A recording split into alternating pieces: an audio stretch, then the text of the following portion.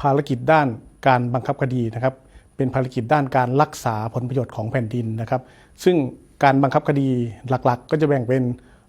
การบังคับคดีแพ่งการบังคับคดีอาญานะครับ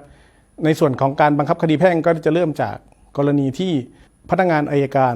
รับดำเนินคดีแพ่งคดีปกครองให้กับหน่วยงานของรัฐนะครับไม่ว่าจะเป็นรัฐบาลหน่วยงานของรัฐหน่วยงานส่วนท้องถิ่นอะไรต่างๆนะครับที่พนักงานอัยการรับว่าต่างให้แล้วครับก็จะมีการ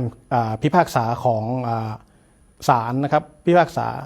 ว่าให้จำเลยชำระหนี้เท่านั้นเท่านี้นะครับเมื่อขั้นตอนถัดมาก็คือหลังจากที่ศาลมีคำพิพากษาเสร็จแล้วก็จะมีการบังคับคดี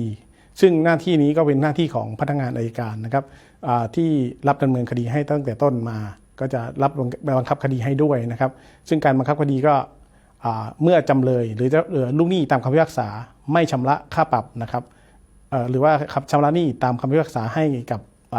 หน่วยงานของรัฐดังกล่าวก็จะมีขั้นตอนการนำยึดทรัพย์สินออกขายทอดตลาดนำเงินเข้าให้ตัวความเพื่อเข้าสู่แผ่นดินต่อไปนะครับในส่วนของคดีอาญานะครับในส่วนของคดีอาญาก็จะมีกรณีบังคับโทษปรับคดียาเสพติดคดีอาญาคดีปรับเป็นพินัยซึ่งทุกวันนี้ก็กำลังเริ่มเข้ามานะครับโทษปรับเป็นพินัยก็จะมีการบังคับคดีในส่วนของค่าปรับตามคำพิพากษาตรงนี้นะครับจำเลยซึ่งเป็นลูกหนี้ที่ต้องมีหน้าที่ชำระค่าปรับก็ต้องชำระค่าปรับหากไม่ชำระก็จะเข้าสู่ขั้นตอนของการบังคับคดีเพื่อนำเงินเข้าเป็นรายได้แผ่นดินต่อไปนะครับซึ่งปัจจุบันคดีที่บังคับโทษปรับคดีอาญาตอนนี้ค่อนข้างมีปริมาณค่อนข้างมากครับเท่าที่ตรวจสอบจากสถิติเบื้องต้นก็มีประมาณเกือบแสนล้านนะครับในกรณีที่จะต้องมีการบังคับคดีเข้าเป็นรายได้แผ่นดินในส่วนนี้นะครับถึงแม้นะครับว่าพนักงานอัยการจะมีหน้าที่ในการบังคับคดีเอากับลูกหนี้หรือว่าจำเลยก็ตามนะครับแต่หากท่านที่เป็นลูกหนี้หรือว่าเป็นจำเลยมีสิทธิ์นะครับมีสิทธิ์ในทรัพย์สินดังกล่าวที่จะถูกบังคับคดีไม่ว่าจะเป็นเจ้าของทรัพย์สินหรือว่ามีส่วนร่วมในการ